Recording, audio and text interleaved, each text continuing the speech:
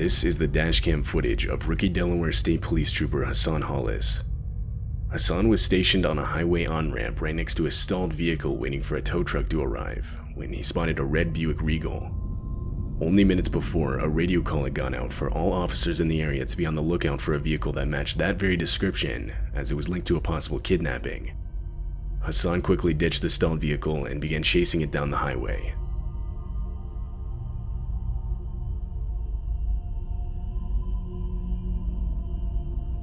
After a few moments, he caught up to it and got right behind it. The license plate matched up. Hassan then radioed for backup and began pulling the vehicle over using extreme caution.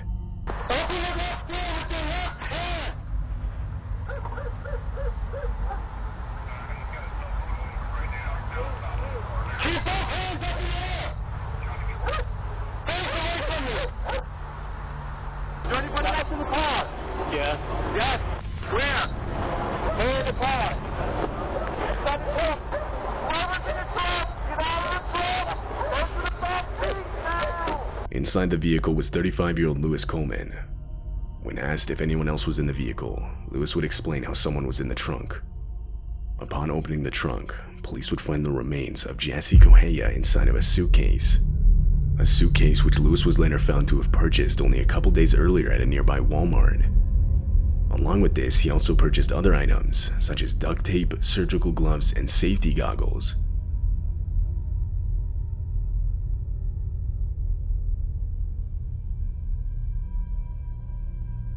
The unfortunate events were believed to have started at a nightclub hundreds of miles away where Jassy Correia was last seen. It's thought that this is where Louis had lured her inside of his car. Upon being arrested, Louis Coleman would plead not guilty, but considering the mass amount of evidence against him, he would later be found otherwise by a federal jury. As of right now, Louis is still waiting for his sentencing.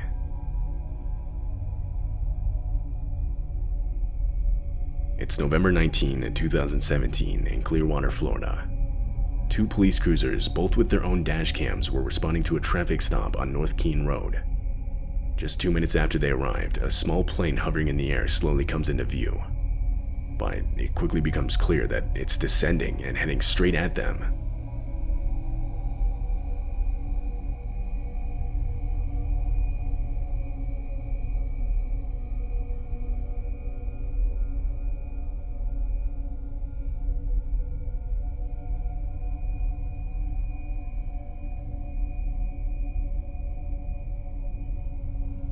The plane's right wing clips a tree wall descending, causing the aircraft to spin out and forcing it to the side of the road. Just minutes earlier, the four-seater plane had taken off from a nearby airport. Flying it was 61-year-old Mark Allen Benedict, accompanied by one other passenger. Shortly into the flight, their engine started failing. Mark reported this back to the airport and further explained to them that he didn't think he could make it back. Mark didn't have many options, as the state of the one engine he had was only continuing to worsen. This is what forced him to crash land on the road, a road which just so happened to already have police present. Despite the terrible nature of the crash, Mark and the other passenger on board were able to walk away from the wreckage with minimal injuries. No one on the ground was injured.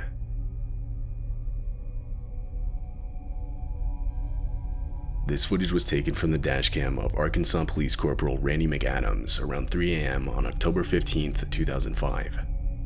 Randy had been informed of some type of crash at Hobo Jungle Park and was in the process of responding to the incident. On his way to the crash site, he would notice a thick layer of what looked like fog directly in front of him. This prompted Randy to stay put. Shortly after, his dashcam would capture this. 209. I've got some kind of chemical smell. It's slowly drifted farther south.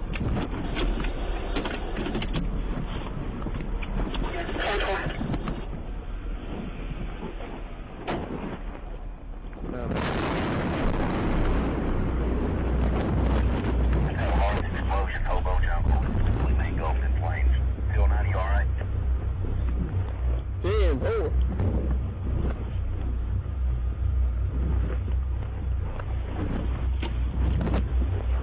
204 Central, we just had a huge explosion. We've got massive fire out here on Dudley here at the Riddle Yard. All kinds of stuff on fire.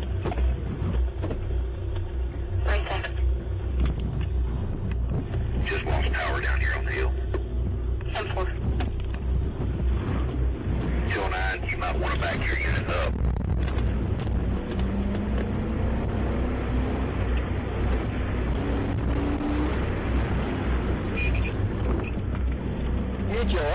my road. Get the hell up out of here.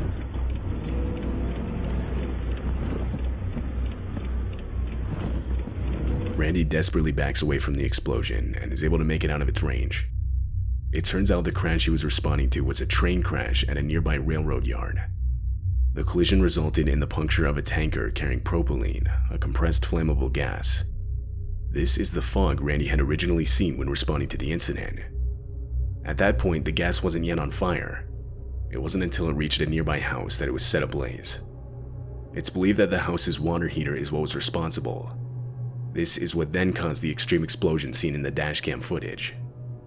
Had Randy entered the fog, he and his patrol vehicle likely would have been incinerated. But amazingly, all police officers and even rail yard employees were out of the explosion's range when it occurred. In fact, around 3,000 residents within a 1-mile radius were advised to evacuate immediately. Unfortunately though, the house that had started the explosion had a single occupant, which would be the only person killed in the incident. This tragedy brought a lot of light to the shortcomings in communication methods between the police, the fire department, and those working the rail yard tower. For example, initial observations of a vapor cloud and chemical odor were not even passed down to responding dispatchers.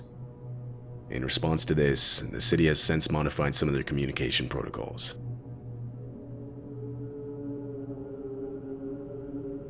This footage was taken on February 18th, 2022 in Shawnee, Wisconsin. The dashcam is in the cruiser of Officer Jeff Buettner. Jeff was patrolling the highway when suddenly this happened.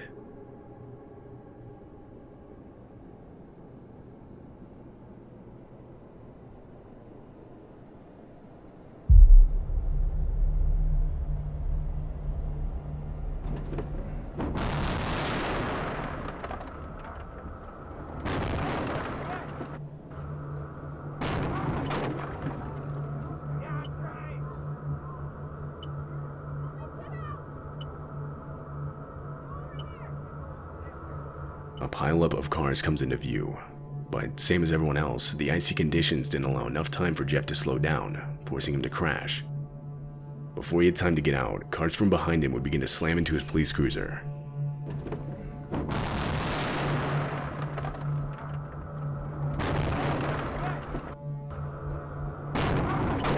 Jeff was now trapped inside of his vehicle, but still, at least for the most part, unhurt. Not long passes when a few other people involved in the crash go up to check up on Jeff. Hey, officer, are you okay? A little sore, but... You okay? I'm a little sore, but I gotta try and get a hold of my supervisor at least. I'm kind of trapped right now. How's your legs and everything? They're alright. I'm kind of trapped right here. Okay, yeah. I don't... Okay, so I'm with Shawnee PD. I gotta I'll try and get out of here and do what I can to help you guys. I'm sorry, man. I'm trapped right now. That's okay. That's okay. Hold on. Let me try and get out of my driver's door first. Can you?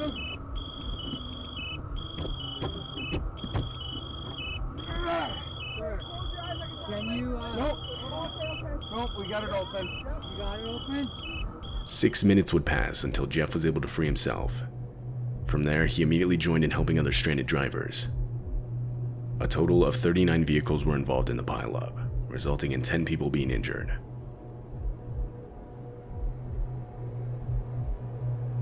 In January of 2016, police of Lincoln County would release this dashcam video.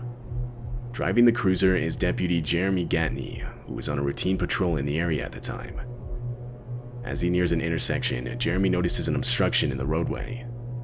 That's when he realizes it was moving and coming towards him. He slows down and turns on his lights as he gets closer, before realizing what he was actually looking at.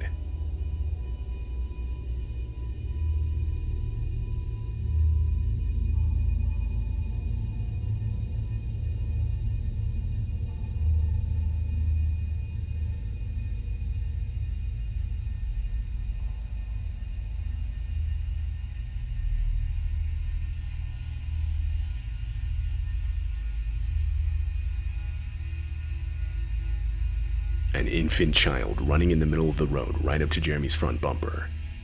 Jeremy picks him up and asks him where his parents were, and shortly after they would be located. they were found frantically searching for their child. It was later discovered that the child had unknowingly slipped out of the family's house through an open door, and it wouldn't be until minutes later before the parents realized that their child was missing. The incident was investigated thoroughly on the basis of child neglect, but it was ultimately determined to just be an accident. Therefore, no criminal charges were brought to anyone involved.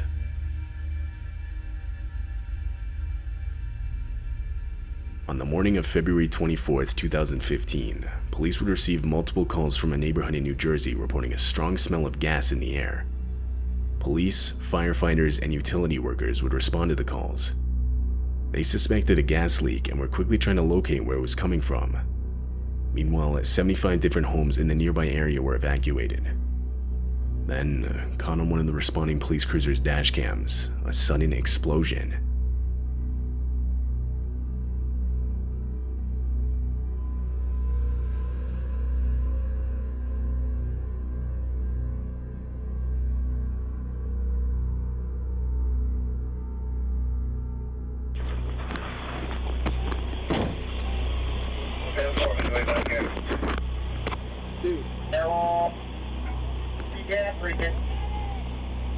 The explosion sent debris from the house flying out in every direction throughout the neighborhood.